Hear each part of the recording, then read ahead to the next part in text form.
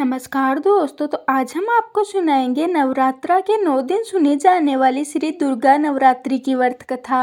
नवरात्रि में माँ दुर्गा के 9 अलग अलग स्वरूपों की पूजा की जाती है और माँ दुर्गा को प्रसन्न करने के लिए नवरात्रि के दिन सबसे अच्छे माने जाते हैं, क्योंकि इन दिनों में भक्त सच्चे मन से माँ दुर्गा के सभी स्वरूपों की पूजा करते हैं और सारी इच्छाएं माँ के सामने रखते हैं और माँ भी उनकी सारी इच्छाएं पूर्ण करती हैं। 9 दिनों तक माता रानी की पूजा अर्चना के साथ आपको इसकी कथा भी सुननी चाहिए। तो चलिए अब हम आपको सुनाते हैं श्री दुर्गा नवरात्रि व्रत की कथा। एक बार एक ब्राह्मण मुनि ने बृहस्पति जी से कहा, हे भगवान, आप तो अत्यंत बुद्धिमान हैं और सभी वेदों को जानने वाले हो। आप कृपा करके मुझे एक बात बताइए कि चैत्र, अश्विन, माघ और आषाढ़ माह के शुक्ल पक्ष में नवरात्रा का व्रत क्यों किया जाता है और इससे क्या लाभ होता है? इसे सबसे पहले किसने किया था? मुझे इसके बारे में विस्तार से जानना है। तब बृहस्पति जी बोले कि यह सवाल तो तुमने बहुत अच्छा किया है, क्योंकि यह सभी प्राणियों के हित के लिए ही है। क्योंकि जो मनुष्य मनोरथ पूर्ण करने वाली माँ दुर्गा, महादेवी, सूर्य नारायण का ध्यान करता है वो मनुष्य धन्य होता है।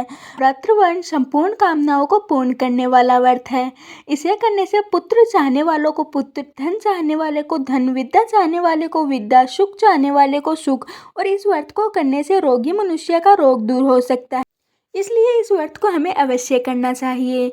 यदि व्रत करने वाला मनुष्य सारे दिन का उपवास ना कर सके तो वह एक समय भोजन करे और उस दिन पूजा पाठ करे, साथ ही नवरात्रि व्रत की कथा भी सुने। तब मुनि बोले, हे बृहस्पति जी, आप मुझे ये भी बताइए कि इस व्रत को सबसे पहले किसने किया था और यह व्रत इतना पवित्र क्यों माना जाता है?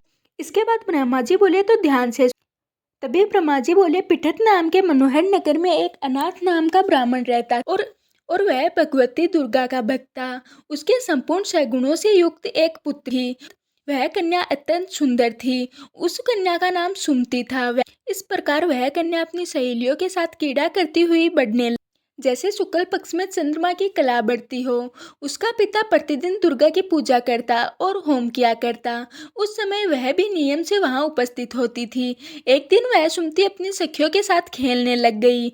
जिस प्रकार वह भगवंती की पूजा में उपस्थित नहीं हुई, उसके पिता को पुत्री की ऐसी असावधानी देखकर क्रोध आया।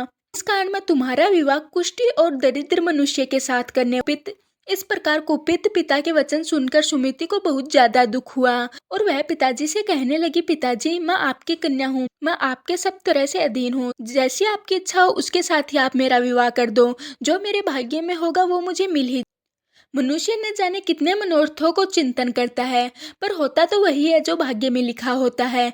जो जैसा करता है उसको वैसा ही फल मिलता है।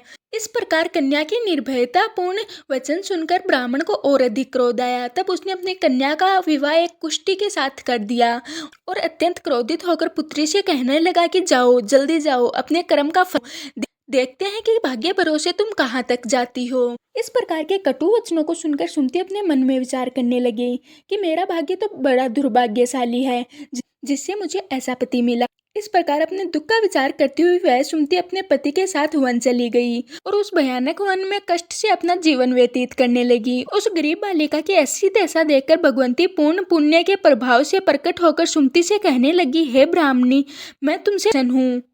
तुम जो चाहो वह वरदान मांग सकती हो। मैं प्रसन्न होने पर मनोवांछिक फल दे। इस प्रकार भगवंती दुर्गा का वचन सुनकर ब्राह्मणी कहने लगी कि आप कौन हैं जो मुझ पर इतनी ज्यादा और आप मुझ पर इतनी कृपा क्यों कर रही हो? ऐसा ब्राह्मणी का वचन सुनकर देवी कहने लगी कि मैं आदि और मैं ही ब्रह्मा हूँ।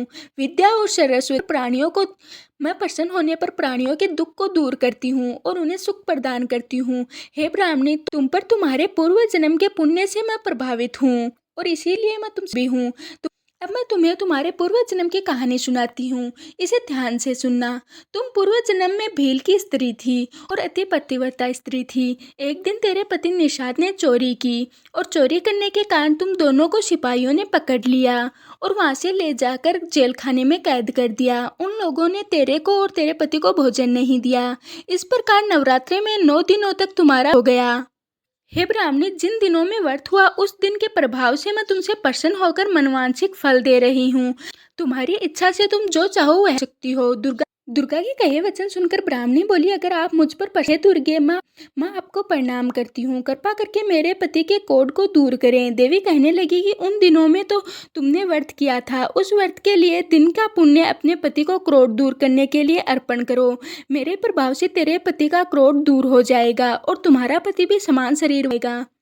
ब्रह्मा जी बोले, इस प्रकार देवी का वचन सुनकर वह ब्राह्मणी बहुत प्रसन्न हुई और इस प्रकार उसका पति सही हो गया। इस प्रकार वह ब्राह्मणी पति की मनोहर देह को देखकर देवी को अति पराक्रमी वाली समझकर स्तुति करने लगी। हे दुर्गे, आप दुर्गत को दूर करने वाली और तीनों जगत के संताप को हरने वाली, समस्त दुखों को दूर करने वाली, रोगी मनुष्य को निरोग करने वाली, प्रसन्न होने पर मनवांछित फल देने वाली और दुष्ट मनुष्य का नाश करने वाली हो। तुम ही सारे जगत की माता हो, तुम ही हो। हे अम्बे, मुझ अपराध रहित अबला की शादी मेरे पिता ने कुष्ठ रोग वाले व्यक्ति के साथ कर दी थी और मुझे अपने घर डाल दिया था। उसकी निकाली हुई पृथ्वी पर मैं घूमने लगी। आपने ही मेरे इस आपत्ति रूप समुद्र से उद्धार किया है। हे देवी, मैं आपको प्रणाम करती हूँ, मुझ दीन की रक्षा करो। तब ब्रह्मा जी बोले कि हे मुनि, इस प्रकार की स्तुति को सुनकर देवी और ज्यादा प्रसन्न हो गई और उनकी स्तुति को सुनकर उनके मन में संतोष उत्पन्न हुआ और ब्राह्मणी से कहने लगी कि हे ब्राह्मणी, तुम्हारे उद्यल नाम का एक अति बुद्धिमान, धनवान, कीर्तिवान और जितेंद्र शीघ्र ही होगा। ऐसा कहकर वह देवी उस ब्राह्मणी से फिर से कहने लगी कि हे ब्राह्मणी, और जो कुछ तेरी इच्छा हो वह भी।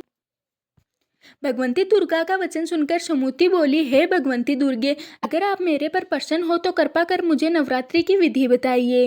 हे दयावंती, जिस विधि से नवरात्र व्रत करने से आप प्रसन्न होती हैं, उस विधि और उसके फल को मेरे लिए विस्तार से वर्णन कीजिए। इस प्रकार ब्राह्मणी के वचन सुनकर दुर्गा माँ कहने लगी, हे ब्राह्मणी, मैं तुम्हारे लिए संपूर्ण पापों को दूर करने वाली नवरात्र व्रत को मोक्ष की प्राप्ति हो जाती है। अश्विन माह के शुक्ल पक्ष की प्रतिपदा से लेकर 9 दिनों तक विधि पूर्वक व्रत करें। यदि दिन भर का व्रत न हो सके तो एक समय भोजन करें। पढ़े लिखे ब्राह्मणों से पूछकर घट स्थापना करें और वाटिका बनाकर उसको प्रतिदिन जल से सींचें। महाकाली, महालक्ष्मी, महासरस्वती की मूर्तियां बनाकर उन्हें नित्य विधि सहित पूजा करें और पुष्पों से विधि। जायफल से, कृति, दाग से कार्य की सिद्धि होती है। आंवले से सुख और केले, इस प्रकार फलों से अर्घ देकर यथाविधि हवन करें। खांड, घी, गेहूं, शहद, दाख और कादम्ब, इससे हवन करें। गेहूं होम करने से लक्ष्मी की प्राप्ति होती है। खीर व पत्तनों से तेज और सुख की प्राप्ति होती है। आंवले, कृति और केले से पुत्र की प्राप्ति होती है और दुखों से सुख संपत्ति की प्राप्ति होती है। व्रत करने वाला मनुष्य इस विधान से होम कर आचार्य को अत्यंत नम्र और यज्ञ सिद्धि के लिए उसे दक्षिणा दे। इस महाव्रत को पहले बताई हुई विधि के अनुसार जो कोई करता है उसके मनोरथ सिद्ध हो जाते हैं। इससे तनिक आश्चर्य नहीं है कि 9 दिनों तक जो कोई दान आदि किया जाता है उस पति इस प्रकार ब्राह्मणी को व्रत विधि और फल व्रत। तो ये थी नवरात्रा में 9 दिनों तक सुने जाने वाली नवरात्रा की कहानी। मैं आशा करती हूँ कि आज की हमारी वीडियो आपको पसंद आई होगी।